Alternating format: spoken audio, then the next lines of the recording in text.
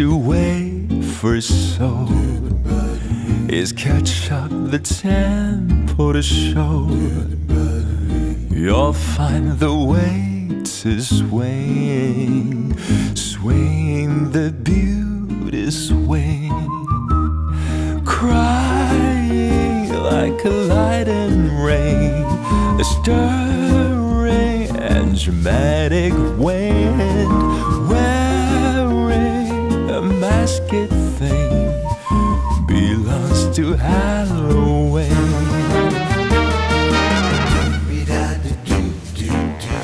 They are crazy.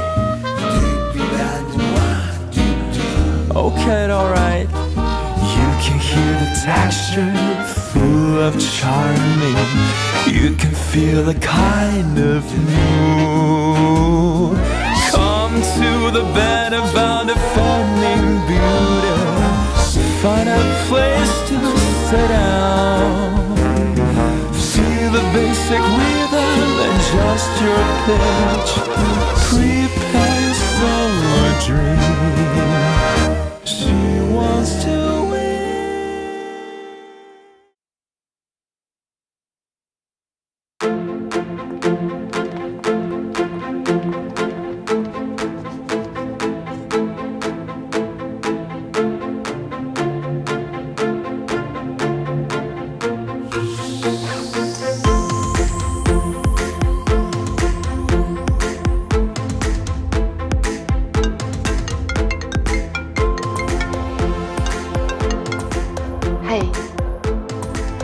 我 Mary 啊，佢唔方便講電話啊。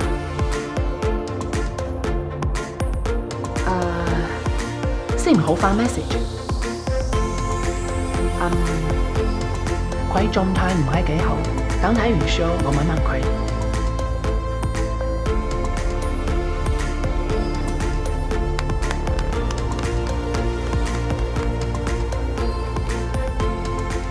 啊，放心啦，後面交俾我啦，拜。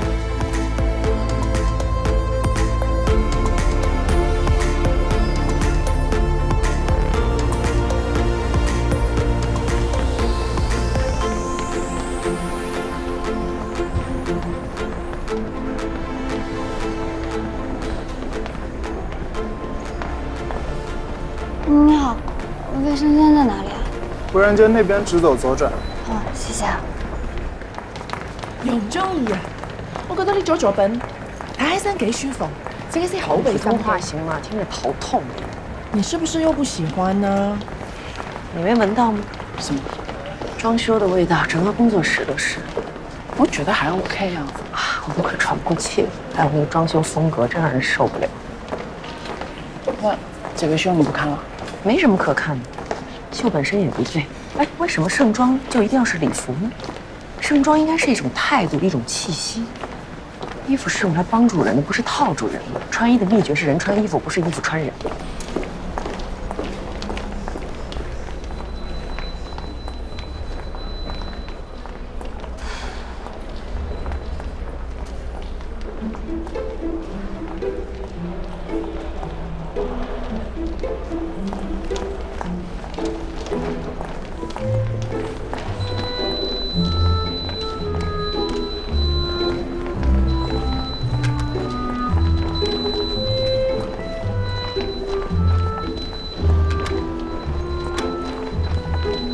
不好意思，借过一下，谢谢。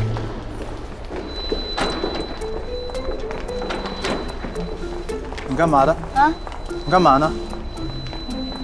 我是来面試的。哪家公司啊？盛裝雜誌。那也要登記啊，去前台登記。我们试想一下，一个女人可能20几岁，可能40几岁，可能60几岁，她要去面对一件重要的事情。她为自己精心挑选了一件衣服，她希望衣服能帮她加分，看起来更像一个完美的自己。那种紧张兴奋，衣服是她的武器，但衣服不是主角，人才是主角。我要的是那种扑面而来的生动感。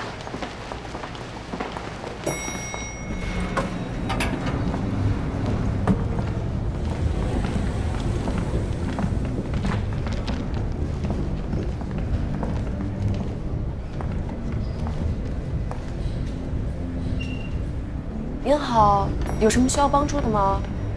啊，我是来面试的。面试？啊，有预约吗？没有。乔治先生说让我过来找秦敏，这是他给我的名片。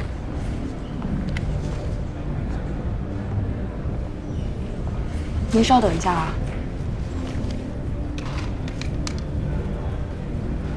哎，秦总监，前台有人找您说要面试，说是乔治主编推荐过来的。好，麻烦您在这边坐一下，稍等一下。好。小米，小米，小米，小米，老大人呢？我找他好久了，这都几点了？杂志今天下不下场啊？所有人都来问我，可是我真的没看见呢。看见？哎，听说他办公室有2个男的，是谁呀？警察。警察。警察在主编那儿干嘛呀？我怎么知道？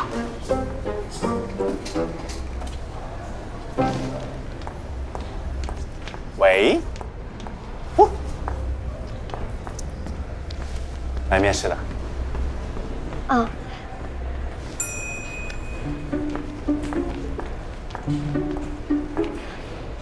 您怎么知道我是来面试的？感觉啦。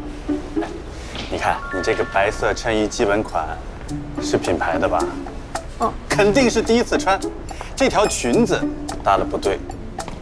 然而更不对的呢，就是你这双鞋。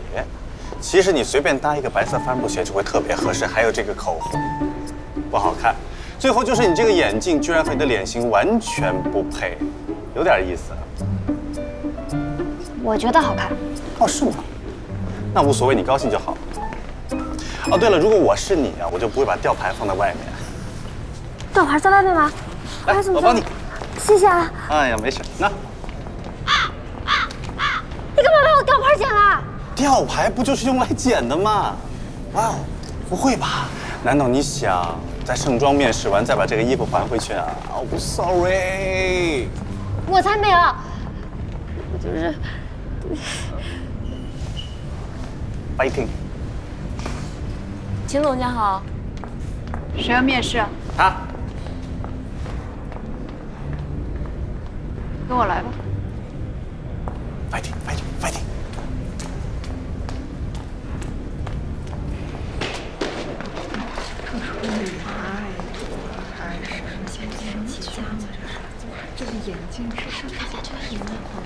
我去看看这个土妞来干嘛的。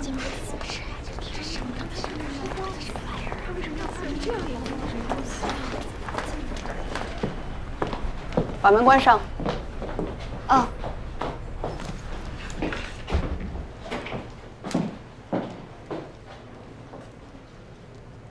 坐。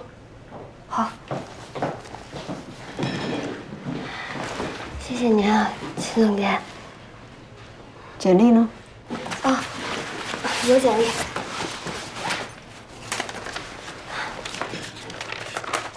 我简历在这儿。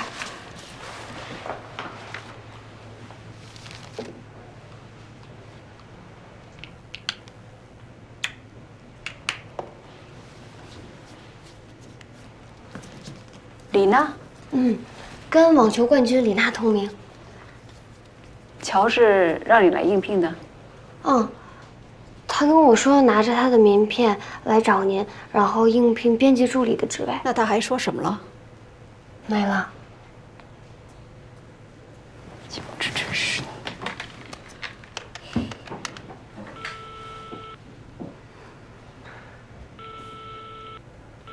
没在办公室。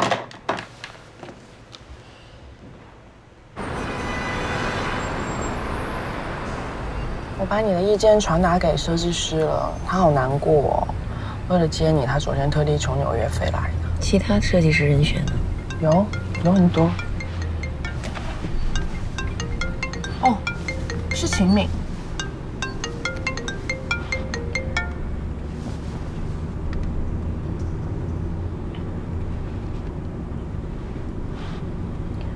我马上回公司。怎么了？怎么找不到乔治？没人牵绊，公司乱套了。这样吧，跟我去他办公室。好。看见乔治，我找乔治。我都找了都没找见。乔治真是的，推荐个人过来也不跟我个说法。你叫李娜？嗯，你怎么知道？你们俩认识吗？不认识啊。那既然不认识，我给你介绍一下，这是我们专题部总监严凯。严总监好。面试的如何？没什么大问题的话，让他留下吧。你什么意思啊？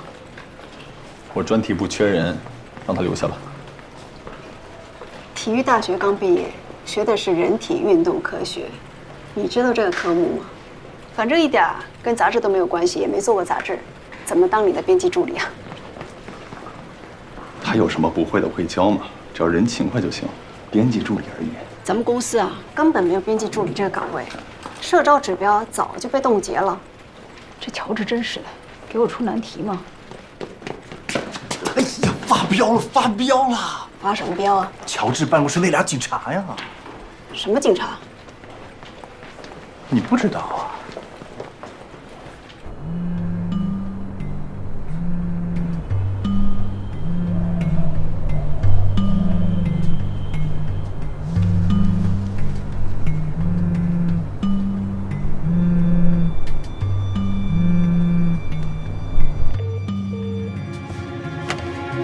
怎么了？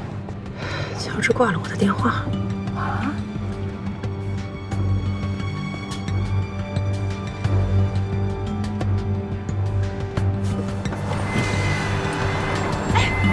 开姨，这主路啊，开姨，哎，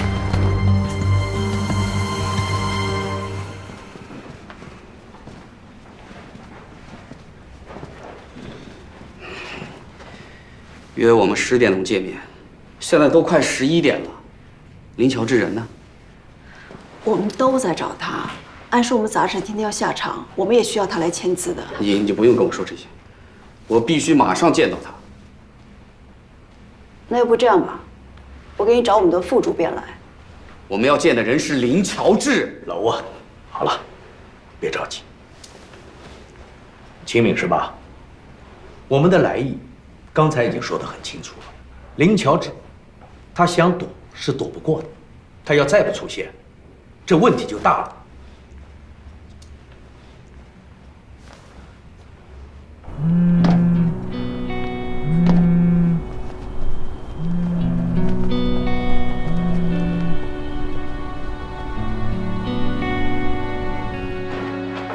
呀，什么东西啊？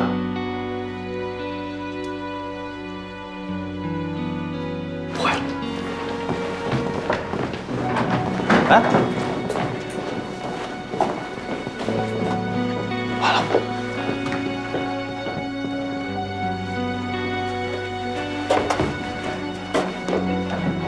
不要看！出大事了！所有的人给我下楼！出事儿了！快快！什么事儿啊？哎，老虎，怎么个什么事儿？老虎！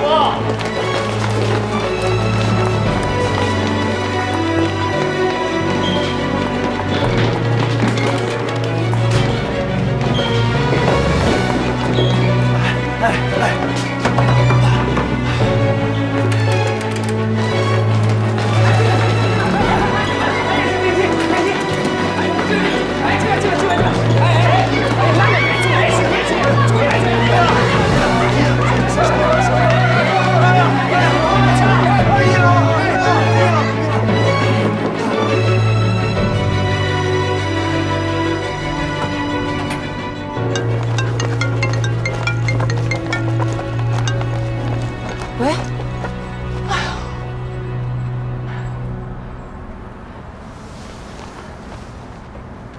怎么了？啊，乔治死了。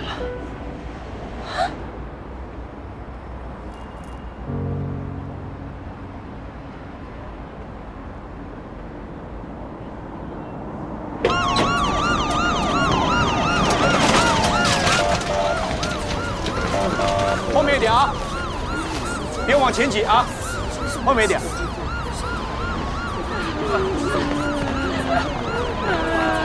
别哭了，全都回去，全都回去啊！全都往这儿挤，不是回事。具体情况我们会处理好的。说，你得给我们一个说法吧，是不是？啊？哎，放心啊，我们会妥当处理的。什么叫妥当处理？这都变成这样了。卢彬彬，具体情况我们干什么呢？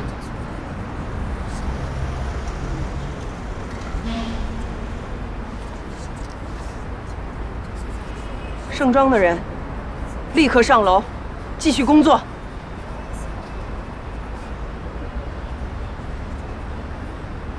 走。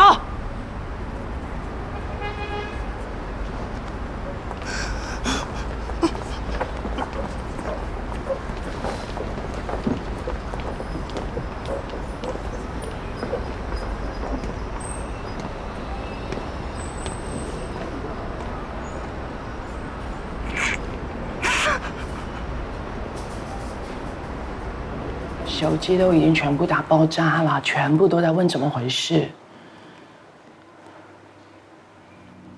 王上呢？朋友圈已经被刷屏了，微博上的时尚大号都在关注乔治，几个比较大的网站也都发布了讯息。乔治死的时候，有警察已经在开始调查他的事情，已经全部传出去了。刚刚还有15家媒体给我打电话，问我要内幕消息。你那边呢？我跟进了。我们到底什么时候发布公开声明啊？黄金舆论时间一旦错过，新闻就会变成谣言，那时候我们就更被动了。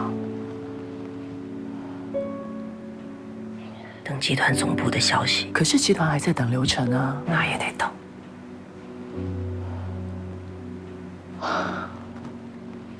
先解决杂志下场的事情。还有多少版没签？我也不知道，现在是还有心思上班呢。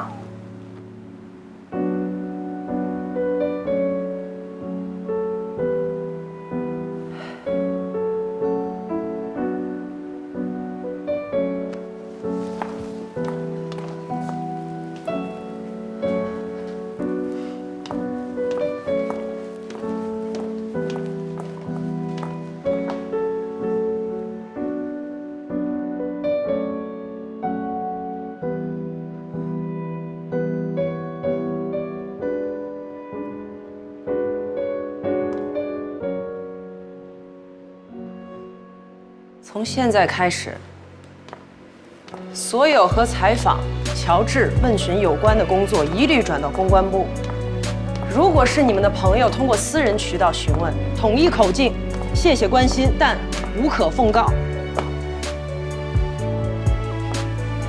今天最重要的事情就是杂志下场，蔡飞，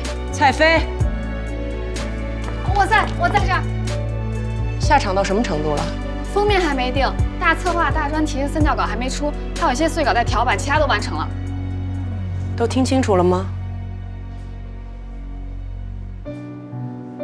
所有人进入工作状态。我要求杂志今天准点下场。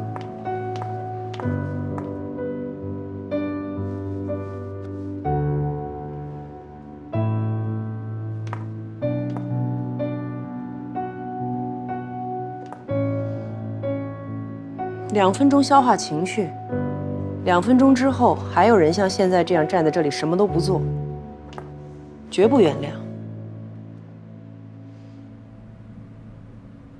来，我看看还有谁站在这里不动，我看看还有哪一个部门没有准备好。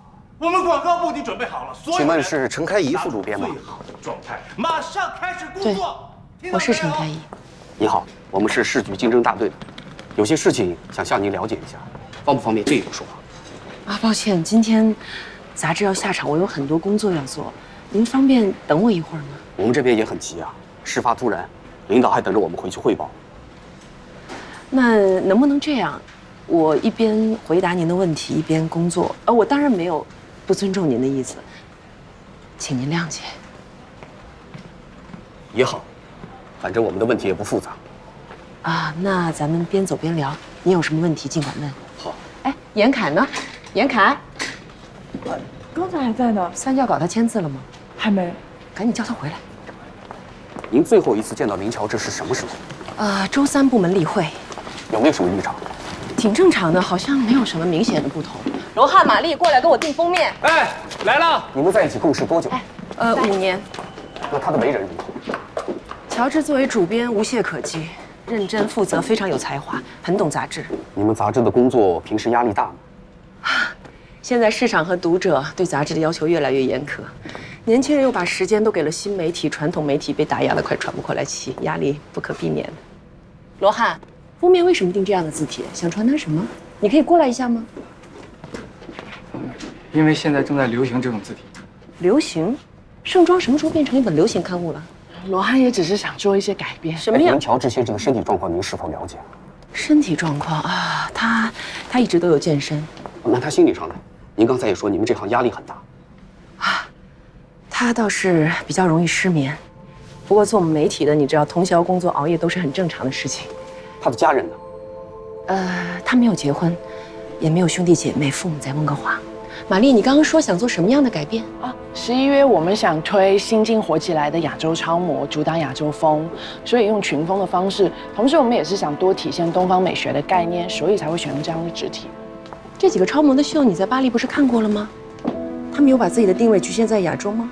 还有，不要让我再听到什么那个东方美学这个词，让我想起了非常讨厌虚伪的酒店设计。可是东方美学这个词本身没有错，没有错并不代表好。陈词滥调听起来都很有道理，但它依然是陈词滥调。群风没有亮点，换单人，各有特色吧，所以我们才想要集体主推。全是重点就等于没有重点。你们要清楚，他们中间谁的个性最能代表盛装的精神。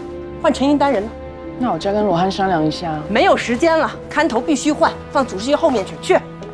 陈主编，看出来您确实挺忙的，我们也不打扰了。如果还有什么需要回答的问题，我们再跟您联系。乔治他的精神状况和身体状况和他的死有什么直接的联系吗？我们还在调查。哦，对了，如果您还有什么其他的消息，或者想起了什么需要补充的，随时可以联系我们。那什么时候能有一个确切的消息？因为我们也要尽快给外界一个说法。一有消息，我们会第一时间通知您的。对，这是我的联系方式。告辞。我不知道你们为什么要来问乔治的事情，我也不知道他为什么会发生这样的意外，但有一点我可以肯定，他是一个好人。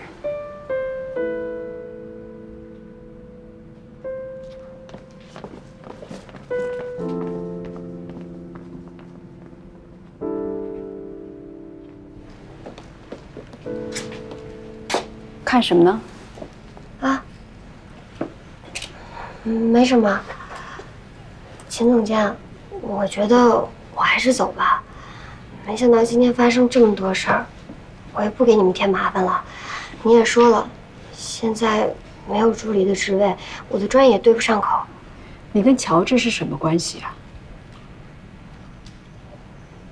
没什么关系啊。那他为什么让你来面试？我能不说吗？我可以走了吗？我送你吧。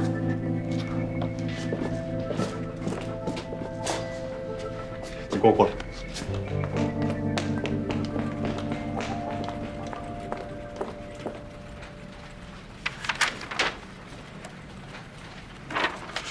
这两张照片换掉，这个摄影师不要再用了，不入流。这摄影师很火的，还拿过奖。之前乔治也看过，他说没问题。严凯，你的视觉趋势难道没有被稿吗？有，马尔特斯基导之前在巴黎拍了一组。赶紧拿来给我看。这两张照片抄了塞西尔·比顿的构图，拍英格兰作家阿道斯·赫胥黎那组。抄袭的人拿什么奖都不入流。现在没时间换别的呀，这些照片全是他拍的。秦敏，你一直站那儿干嘛呢？她叫李娜。看。李娜怎么了？来应聘编辑助理。哪个编辑需要助理？编辑部一直喊缺人，但现在没有编制了。就用这组，替换掉刚刚抄袭那个。那他合适吗？我面试过了，各项要求都不合适。严凯，赶紧把稿子交给刘成。我想他留下，我们编辑部缺人，可以吗？袁凯，我刚才不跟你说过了吗？实习生啊，实习生不占编制。李娜，你愿意来我的部门当实习生吗？我愿意啊。但是实习生是干什么的？这个以后再说，这样总行了吧？我们实习生是走校招的。秦敏，我作为专题部的总监，有没有权利给我的部门招个实习生？那你要这么说的话，那我只能说，你有你的权限，我有我的。等一下，来，帮严凯把稿子交给刘成，快点，印厂的人还在等。你在干嘛呢？问一下我的咖啡，我的咖啡在哪儿？为什么到现在还没出现？要不这样吧，还是我走吧，我走就行了，没关系的。你别走。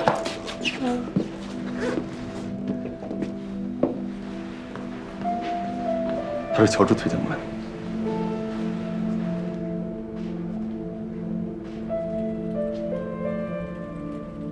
你叫李娜？嗯，跟网球冠军李娜同名。我知道。其实我原来不叫这个娜的，我改过名字，我是那个那边的娜。有什么区别吗？有啊，因为我爸说了，如果他要是生一个儿子的话，他就叫李哲；如果生一个女儿的话，他叫李娜。然后我就不高兴了，凭什么他就在这儿，我就得在那儿啊？我就给自己改了个名儿，李娜。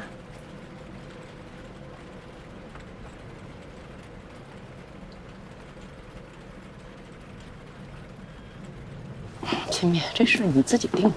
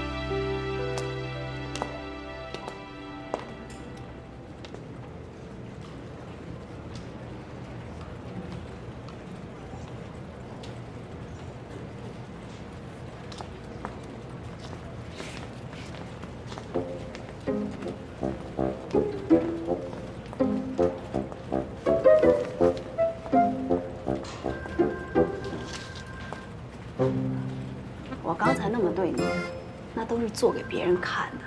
现在公司每个部门都跟我说缺人，那我要给你加一个，别人怎么办？他不用说别人了，就这鲁彬彬，我要给你加个什么李娜，他非得跟我要一个什么张娜、王娜之类的，那我到时候怎么办？所以你得给我个理由，我为什么要收这个李娜？她到底是什么皇亲国戚？就一个实习生而已，你有必要搞这么复杂吗？在我看来有必要啊。从今天开始，陈开义就是主编，而你是他最亲信的人，谁会因为一个实习生而质疑你的决定？秦敏，如果你非要为难我，或者你想让我求你，你可以直接说，我可以欠你这个人情。严凯，这好像不像你会说的话呀。从今天开始，很多事情都会变，我也会。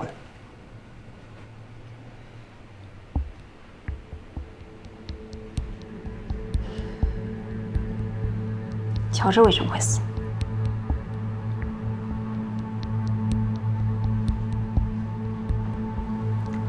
我也想知道。当年乔治跟陈开怡争主编，你一直护着乔治，你们俩是最好的朋友啊。现在不还是你们赢了吗？陈开怡本来就应该当主编。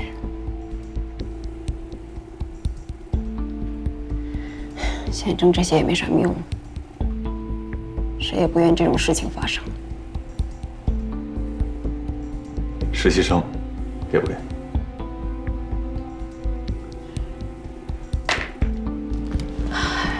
袁凯，整个公司，我唯一搞不清底细的人就是你。以前一直以为是乔治护着你，后来才知道，你根本就没有机会让我们去了解你。咱们共事这么多年，加起来说的话，都还没有今天多吧？而你今天能跟我说这么多话，为了一个我也搞不清底细的人，我很不喜欢这种感觉，我觉得很不舒服哎。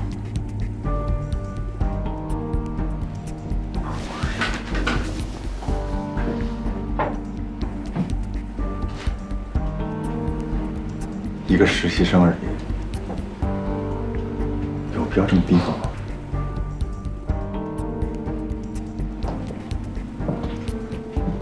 坦白的说吧，我就是帮陈开怡守住盛庄人事这道门的人，任何有可能对他不利的人，我都会提防的，就算他是个实习生。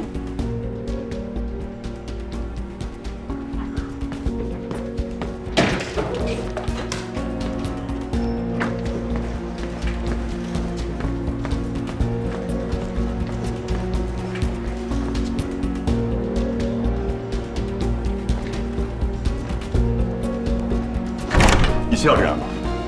什么意思啊？你就这么着急的彰显主编的权利吗？这么几个扫除障碍，就这么着急的想要把之前输给乔治的那份委屈连本带利的赚回来？你收回权力这点得意，能不能稍微收敛一点？几天而已，就这么难吗？严凯，我和你并不是对手，你明白吗？以前不是，但是以后我不敢说。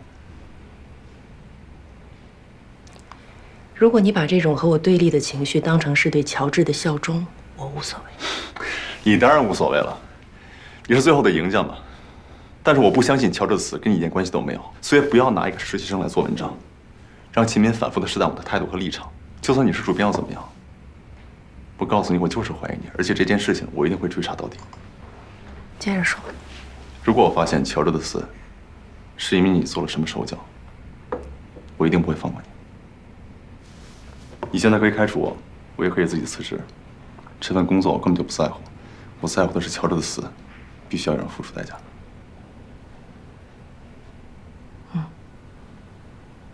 终于说到我在乎的事情了，坐吧。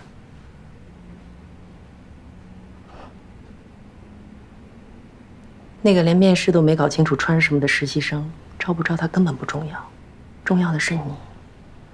你是不是怀疑我？你是不是要追查乔治到底为什么死？对我来说也不重要。我的立场只有一点：工作。我不希望乔治的事情影响到你，尤其是你的心态。编辑部不能没有你，这点我们大家都很清楚。暂时而已。以后也一样。我对人事重新洗牌、怎么巩固权力根本没兴趣。杂志广告收益这个季度又下降了3个点，销量下降了6个点。整个纸媒行业穷途末路，现在还雪上加霜。乔治的死已经是非常重大的损失，我不能再损失你。这个行业很难再找到比你更优秀的专题总监，就算你心里把我想象成了杀人凶手，我也不能损失你，因为盛装不能损失你。我的意思很清楚了吧？现在说这些还有什么意义吗？你心里最清楚，无论我们怎么做，盛装的未来都不会更好，这是个趋势，未来只会更糟。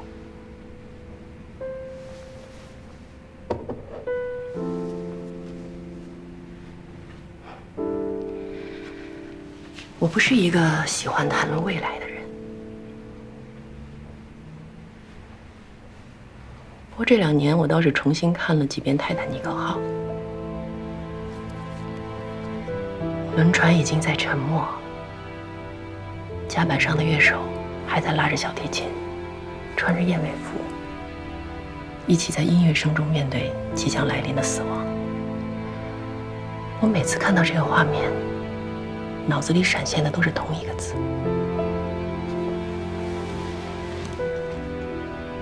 优雅。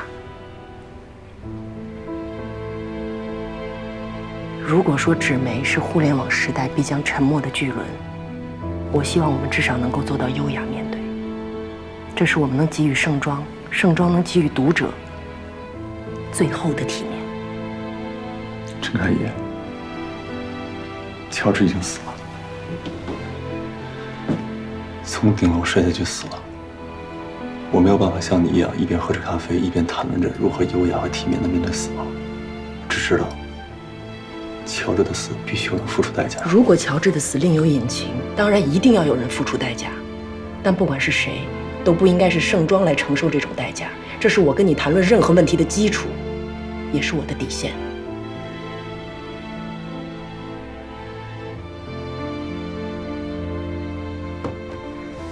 除非你根本就不在乎这本杂志，你根本就不在乎乔治这么多年为之奋斗的理想，那你对他的效忠就只是一种肤浅的表演。他人都已经死了，我葬礼的东西还有什么意义吗？关于意义这件事情，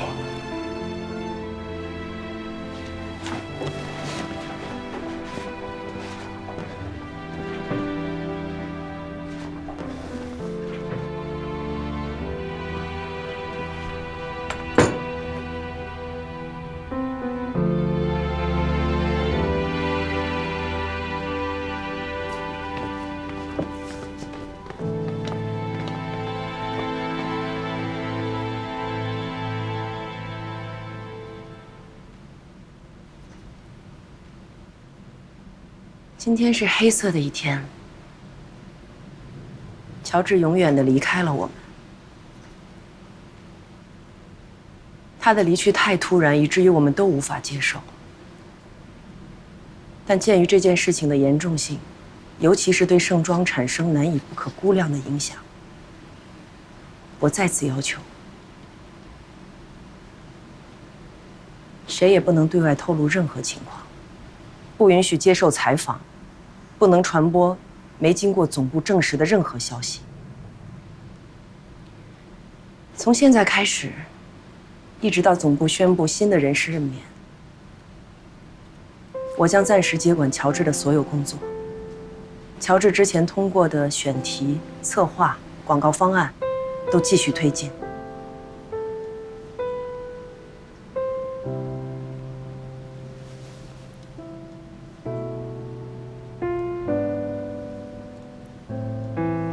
这瓶酒是乔治送给我的。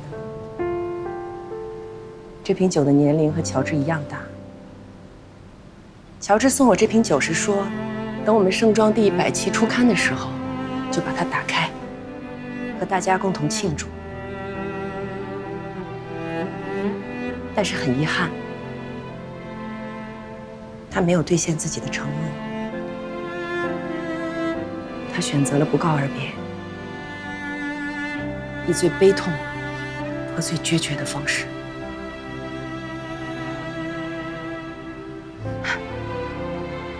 今天，我自作主张打开这瓶酒，跟大家共饮，一同来纪念我们的主编。我的朋友林乔治。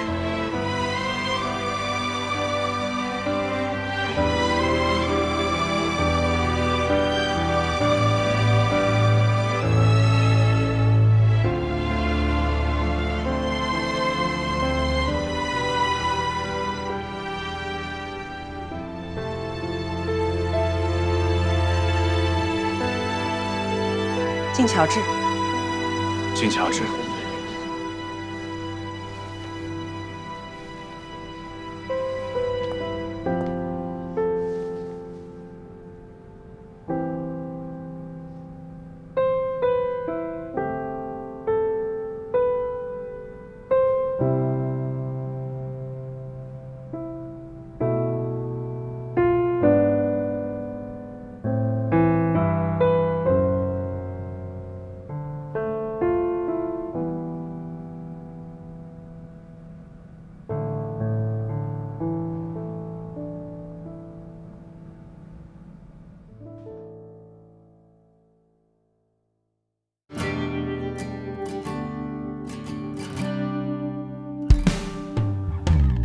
幻般浪漫，迷途能返，烟花般绚烂，原地打转。被什么吸引？为什么所乱？一颗心不安，缱绻辗转。星星和遗憾，星星点点。在推波助澜，骄傲慢慢，也曾经沧海，也曾经温暖，一双手点燃，推杯换盏。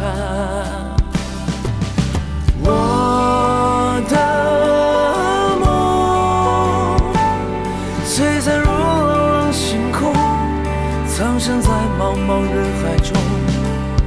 怀抱着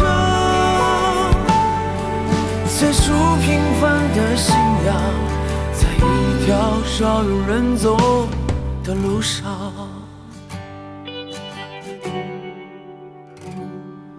庆幸和遗憾，星星点点，在推波助澜，骄傲慢慢。